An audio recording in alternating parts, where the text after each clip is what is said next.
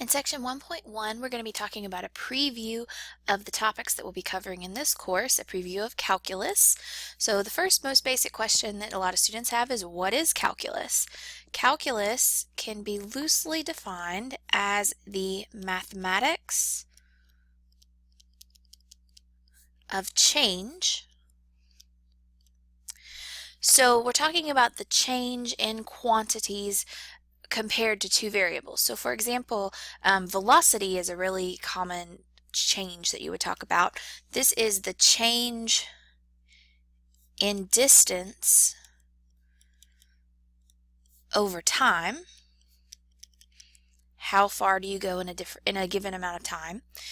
Acceleration would be another kind of change. This would be, for example, the change in velocity over time. So how much are you speeding up or slowing down over a given amount of time? Now you've probably done a lot of work in pre-calculus to get to this point, but unlike pre-calculus, calculus is a lot more dynamic. So what do I mean by that? I mean that you can answer more interesting problems with calculus than you can with pre-calculus. So for example, with pre-calculus, you can analyze the slope of a line.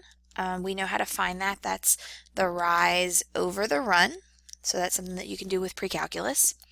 But with calculus, we can actually talk about the slope of any curve. So that's a lot more interesting than just the slope of a straight line. And that's one of the problems that we'll be getting to. Now, one of the classic problems in calculus is what we call the tangent line problem.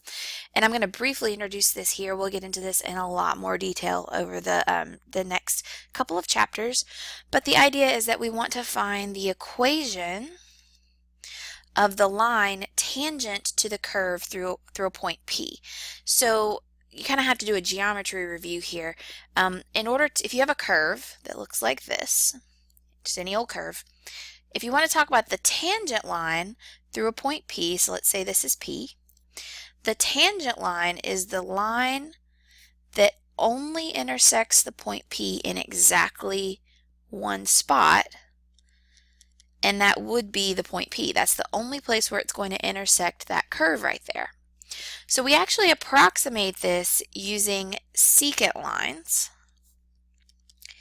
And a secant line through a curve just intersects the curve at any 2 points. So this blue line would be an example of a secant line. So let's say I have a function here. I've got f of x, which is a curve here, and I've got this point P on the curve f of x, and it has the coordinates x equals c, and y we'll just say is whatever the function value of f is at c.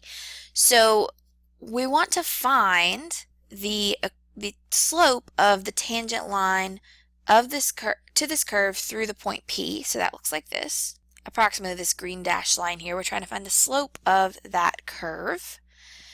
And to do that, what we're going to do is pick some other point on the line, and we'll call it Q. And Q, we're going to give it some coordinates as well. So if you consider the change in x from P to Q to be a delta x, that's how you read that triangle, then Q would have the coordinates c plus delta x, and then the y value would just be f of c plus delta x, whatever that is. Okay, so we can draw a line from P to Q, and you see that here, the red line, and this would be a secant line to this curve. Now for those 2 points, P and Q, the slope of the secant line through P and Q is as follows. We would take the rise over the run, so the y values, f of c plus delta x minus f of c, and then the x values, c plus delta x minus c for the run, and of course the c's cancel out here. This formula right here is the slope of the secant line. Now the reason we're interested in the secant line is that we can use it to approximate the tangent line. So what would happen as Q got closer and closer and closer to P. So I'm going to show you an applet that kind of illustrates this for you a little bit clearer. So this is an applet from mathinsight.org, and you can see we've got our green curve, and we are trying to find the slope of the line through this blue point right here, x of 0, f of x of 0, and they've chosen another point, this would be our Q, and drawn a red line through it. So you can see what happens here is I drag this kind of turquoise point closer and closer and closer to the blue point. You can notice delta x is shrinking, and if we get as close as we possibly can, this is approximately the slope of the tangent line.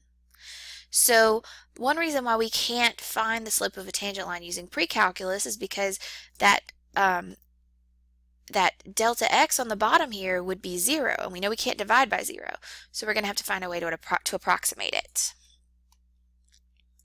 And finding the answer to this question is what we're going to focus on in Chapter 2. Now, another problem that we're going to spend a lot of time on in this course is what we call the area problem. And the area problem is when you want to estimate the area of a shape under a curve. So we do this by filling the shape with a bunch of little tiny rectangles, because rectangles are easy to find the area of. And we calculate their area, and we use that to approximate a more complicated area. So for example, if I had the following shape, so I've got this shape, and you can see that finding the area of this doesn't have a particular geometric formula. But if I filled it with a bunch of little rectangles, like so,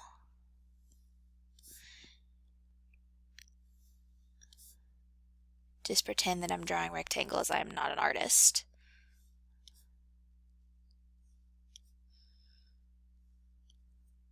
And if I found the area of each of those rectangles and added them all together, it would be really, really close to the area of this yellow region. Not exact, but really, really close.